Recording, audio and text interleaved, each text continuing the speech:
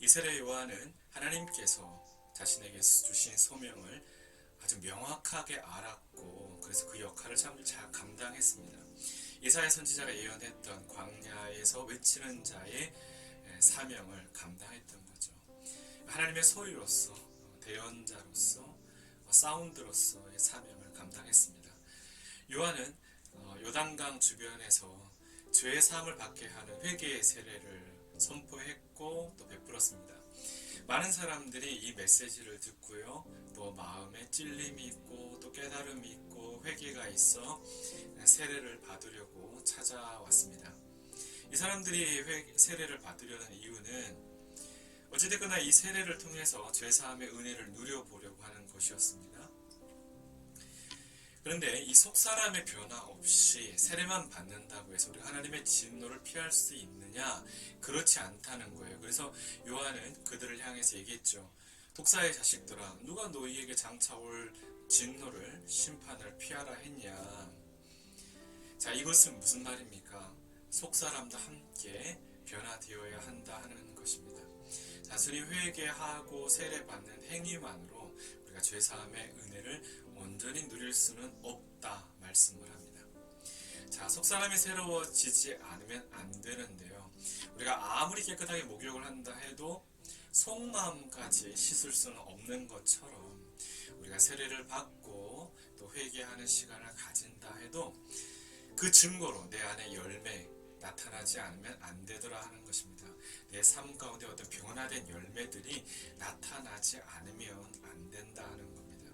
자, 그렇게 이야기했을 때에 무리가 찾아와서 이 세례 요한에게 묻습니다.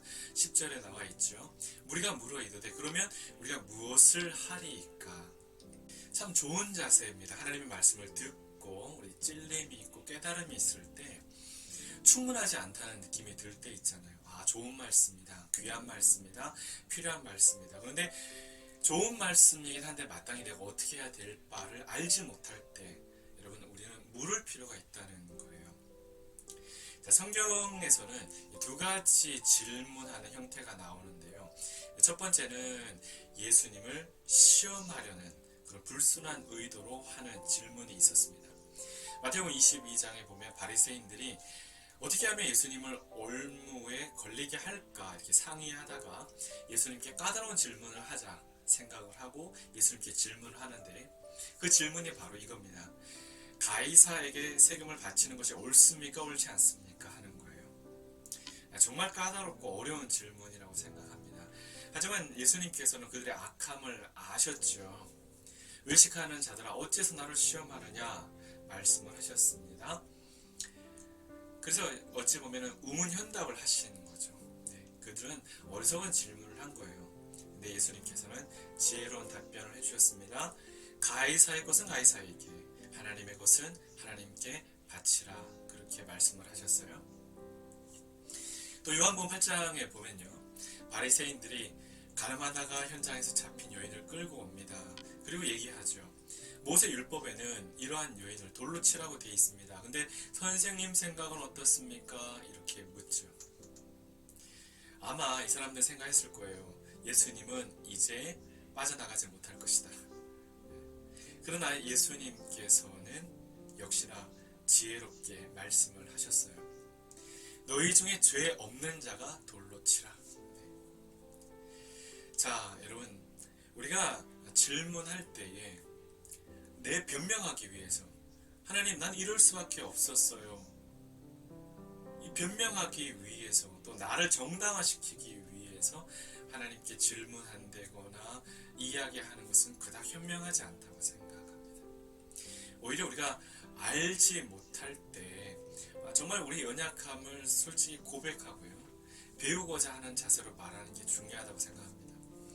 그래서 성경에 나오는 또 하나의 질문은 하나님의 말씀을 듣긴 들었는데 다 이해하지 못했을 때 또 때론 내 삶에 적용이 안 될 수가 있잖아요. 그러니까 적용이 되지 않을 때 하는 질문입니다. 요한복음 3장에 보면 유대인의 지도자 중에 니고데모가 있어요. 이 사람이 밤중에 찾아왔잖아요. 자신의 신분이 있으니까. 근데 예수님이 이 사람이 찾아온 것을 그래도 좋아하셨단 말이에요. 예수님께서 행하신 그런 놀라운 일들, 또 가르침, 기적들 보니까 정말 놀랍거든요. 하나님의 아들이시다, 하나님이 함께 하신다는 것을 이 니고데모가 속으로는 깨닫고 또 믿어졌던 것 같아요. 그때 예수님께서 이 니고데모에게 말씀을 하십니다. 진실로 진실로 내게 이르노니 사람이 거듭나지 아니하면 하나님 나라를 볼 수 없다 말씀하십니다. 자, 이 지혜로운 대답을 이 지도자 니고데모도 다 깨닫지는 못했어요. 그래서 질문을 하죠. 사람이 늙으면 어떻게 날 수 있습니까? 두 번째 모태에 들어가서 다시 날 수 있습니까? 이렇게 질문을 합니다. 이때 예수님은 유명한 말씀을 남기시죠. 진실로 진실로 내게 이르노니 사람이 물과 성령으로 나지 아니하면 하나님 나라에 들어갈 수 없다 말씀을 합니다. 자, 질문과 대답을 통해서 이 거듭남의 진리를 다시 한번 깨닫게 된 거예요. 만약에 우리가 들었는데 그냥 좋은 말씀이다 생각만 하고요. 질문을 하지 않으면 아마 여기에서 끝났을 수도 있어요. 하지만 우리가 잘 모르겠으면 하나님께 묻는 게 맞습니다. 하나님이 우리에게 말씀을 하시잖아요. 물론 우리가 그것을 말씀하실 때 즉각적으로 다 알 수도 있지만 잘 이해가 되지 않을 때는 묻는 게 맞습니다. 우리 믿음의 선조들도 그렇게 했다고요. 주님께서 말씀하실 때 잘 믿어지지 않을 때 질문도 하고 또 어떤 현상들, 이적들이 나타나기를 구했습니다. 이 거듭남이라는 것은 여러분 하나님으로 말미암아 처음부터 다시 시작하는 거잖아요. 다시 태어난다는 것은 이전의 삶을 완전히 지워버리는 거잖아요. 완전한 새로움을 의미하기 위해서 이 거듭남이란 말씀을 하신 거거든요. 헬라어 원어에 보면 겟네데 아노덴이라는 단어를 씁니다. 이 거듭남이요. 근데 이 뜻이 하늘로부터 태어나다는 뜻을 가지고 있어요. 그리고 위로부터 태어나다는 그런 뜻을 가지고 있습니다. 이 제약된 세상에 살아가면서 우리가 다시 한 번 더 육적으로는 죽지만 영적으로 새롭게 태어나는 그러한 존재가 된다 하는 것입니다. 오늘날 우리가 하나님의 말씀을 듣고 또 배우는 자세도 이래야겠습니다. 어쩌면 부끄러운 게 아닌 거죠. 그러면 우리가 뭘 해야 되겠습니까? 하는 질문은 부끄러운 질문이 아니라 하는 겁니다. 변화된 삶의 실제적인 모습을 보이라고 얘기합니다. 그래서 회개에 합당한 열매를 맺어야 된다 이렇게 얘기를 합니다. 그러면서 실질적으로 예시하는 게 11절에 나오거든요. 옷 2벌 있는 자는 옷 없는 사람에게 나눠주십시오. 그리고 먹을 것이 있는 사람도 먹을 것이 없는 사람에게 그렇게 하십시오. 이렇게 얘기를 합니다. 아주 단순한 예시예요. 근데 이 예시가 어찌 보면 복음이라는 거예요. 이 예시가 우리가 행할 수 있고 또 마땅히 행해야 될 그런 모습이고 또 열매 맺는 그런 모습이라 하는 겁니다. 먼저 이 말씀을 하는 배경을 우리가 알아야 되는데요. 당시 이스라엘 백성들 중에는 로마의 수탈과 또 권력자들의 착취로 인해서 가난한 사람들이 굉장히 많았거든요. 역사가들에 의하면 당시 서민들 중에 하루에 2끼 먹으면 그래도 꽤 괜찮게 산다 이렇게 취급될 정도로 빈부의 격차가 굉장히 컸던 사회였습니다. 이러한 사회의 모습은 하나님이 세우신 선민 공동체의 모습은 아니었습니다. 일찍이 하나님이 이스라엘 백성들에게 공동체에 대한 모습을 말씀하신 적이 있는데 레위기 25장에 나와요. 하나님이 말씀하셨어요. 내 형제가 가난해서 빈손이 되면 네가 있는 곳으로 도와줘라 이렇게 말씀을 하시고요. 그리고 그런 사람에게는 이자도 받으면 안 돼 말씀을 하십니다. 그리고 네가 생활하는 것만큼 그 사람도 생활할 수 있도록 도와주라고 말합니다. 그리고 이자 받으려고 돈 꿔주면 안 돼 이렇게 얘기를 합니다. 그리고 그것으로 어떤 돈 벌어야 되겠다 그런 생각을 하면 안 되고 그런 의도로 돈 벌 생각으로 양식을 나눠주거나 그래도 안 된다 이렇게 말씀을 하고 있습니다. 자, 그러나 세례 요한이 살던 그 당시에 이스라엘 공동체는 이웃 사랑이라고 찾아볼 수 없는 그런 공동체였습니다. 이러한 사회에서 회개란 바로 이기심과 자신의 어떤 탐욕을 회개하는 것이고 또 그들이 맺게 되는 열매라는 게 뭐겠어요? 나눠주는 거예요. 지금까지 이기심과 탐욕으로 가득했던 니네들 마음이 회개되어지면 이제 좀 변화된 모습을 보여야 되는데, 그게 뭐냐면 나눔이라는 겁니다. 요한일서 3장 17절에서 18절 말씀에 보면요, 누가 이 세상의 재물을 가지고 형제의 궁핍함을 보고도 도와줄 마음을 닫으면 하나님의 사랑이 어찌 그 속에 거하겠느냐. 자녀들아, 우리가 말과 혀로만 사랑하지 말고 행함과 진실함으로 하자 말씀을 하고 있습니다. 그렇죠. 우리가 이렇게 노력한다고 해서 당장 사회가 변할 거라고 생각하지는 않습니다. 우리가 이렇게 나눠준다고 해서 사실 가난한 사람들이 다 구제될 수는 없다고 생각합니다. 하지만 적어도 내 눈에 보이는 사람, 내 손이 닿는 데 있는 사람은 도와줄 수 있다고 생각해요. 하나님의 나라가 그리 멀리 있다고 생각하면 안 된다고 생각합니다. 하나님의 나라는 우리 가까이 있어요. 하나님이 나를 사랑하셨듯이 나도 내 이웃을 사랑하고 그것을 실천하는 것입니다. 또 누가 찾아왔냐면요, 세리가 찾아옵니다. 12절에 나와 있어요. 세리들이 찾아와서 세례를 받고자 하면서 뭐라고 얘기하냐면, 선생님, 우리가 무엇을 해야 합니까? 이렇게 질문을 합니다. 당시의 세리들도 우리가 잘 아는 대로 유대 백성들로부터 가장 미움받고 또 경멸과 정죄의 대상이었습니다. 어찌됐거나 로마 제국의 앞잡이가 돼가지고 매국노 취급을 당했잖아요. 결코 좋은 이미지는 아니었다고 생각합니다. 근데 놀라운 것은 이 세리들이 세례를 받으러 왔다는 거예요. 이게 참 놀라운 사실이라고 생각합니다. 자, 이 질문에 대해서 세례 요한이 이렇게 대답을 해줍니다. 13절에 나와 있죠. 부가된 것 외에는 거두지 말라 말씀을 합니다. 여러분, 어렵게 질문한 것 치고는 대답이 상당히 심플하지 않습니까? 어찌 보면 이 복음이라는 것이, 진리라는 것이 굉장히 단순한 것 같습니다. 우리는 막 복잡하게 생각을 하면서 내가 뭘 놓쳤나, 하지 못했나, 더 어려운 일을 해야 되나, 이렇게 생각할지 모르지만, 어찌 보면 복음이라는 것은, 인생의 중요한 해답이라는 것은 우리 가까이 있고 생각보다 심플할지 모른다는 거예요. 세례 요한의 대답은 아주 간단했습니다. 부가된 것 외에는 더 거두지 마십시오.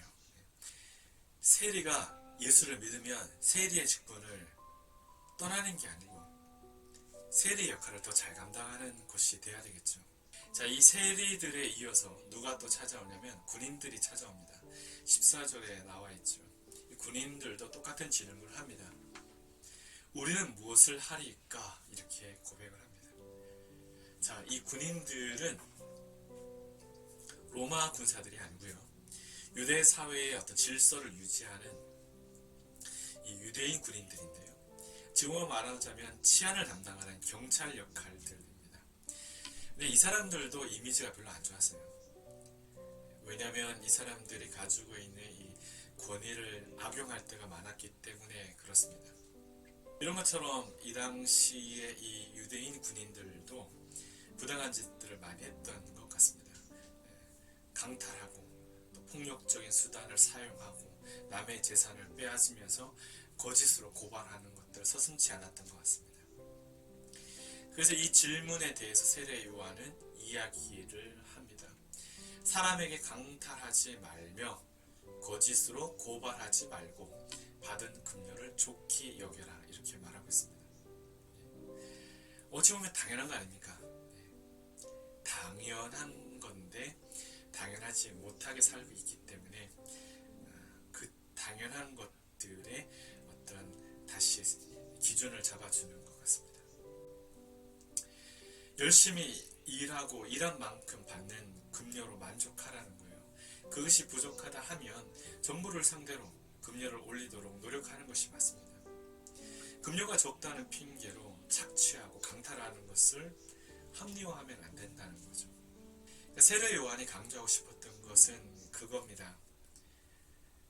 죄사함을 받는 회개의 세례로 끝나지 않고 예수 그리스도의 복음으로 연결되어져야 한다는 거예요.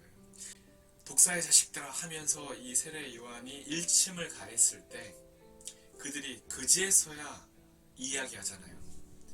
우리가 어떻게 했으면 좋겠습니까? 우리가 뭘 했으면 좋겠습니까? 필요하다고요. 네, 필요하다고요. 때로는 잘 살고 있다고 생각하는 사람에게도, 때로는 잘하고 있다고 생각하는 사람에게도 말씀에 찔림이 있을 때 그들은 한 번씩 물어보는 거죠. 제가 잘하고 있는 거 맞습니까? 제가 잘 가고 있는 거 맞습니까? 제가 하나님이 기뻐하는 일을 하고 있는 게 맞습니까? 하는 질문을 하게 되는데 저는 이게 맞다고 생각해요. 저야 사실 저에게 이렇다 저렇다 얘기하는 사람이 많지 않은 편이기 때문에 스스로에게 많은 질문을 하는 편입니다. 말씀을 전하고 난 다음에 저는 항상 말씀을 다시 한 번 더 들어봅니다. 말씀을 들으면서 제 안에 어떤 필요한 메시지나 또 찔림이나 교훈이나 이런 것들을 다시 한번 제 안에 담거든요. 그러면서 항상 묻습니다. 제 스스로에게 잘하고 있는 게 맞나? 하나님이 기뻐하시는 일을 내가 하고 있나? 이런 질문들을 스스로 하거든요. 왜냐하면 여러분, 만약에 제가 그런 형태의 모습으로 제게 질문을 안 하잖아요. 그러면 하나님이 누군가를 통해서든 그런 얘기를 하게끔 만드십니다. 왜? 우리의 인생이 스스로 아무리 노력하고 최선을 다해도 늘 잘할 수 없는 것이기 때문에 그렇고 늘 부족한 인생이기 때문에 그렇습니다. 말씀을 통해서요, 찔림이 있는 것이 오히려 복인 줄 알고 또 기도하면서 저는 하나님 앞에 늘 묻는 것이 옳다고 생각합니다. 그게 지혜로운 거라고 생각을 해요. 어떤 사람들처럼 꼭 사고가 있어야, 사건이 있어야, 한 대 맞아야 주님께 돌아오고 묻고 그런 자세를 가지고 그렇게 하기보다 주님 앞에 늘 항상 기도하면서 묻는 자세를 가질 때 오히려 주님께서 우리에게 더 필요한 말씀들을 그리고 또 행할 수 있는 말씀들을 해주실 거라고 생각합니다. 하나님의 나라는 멀리 있지 않습니다. 그리고 진리도 멀리 있지 않습니다. 우리 가까이 있어요. 그리고 어렵지 않습니다. 아마 심플하다고 생각합니다. 하지만 하나님의 말씀을 통해서 우리가 들을 수 있었으면 좋겠습니다. 말씀이 우리를 움직이게 할 것이고 또 우리에게 열매 맺는 삶을 살게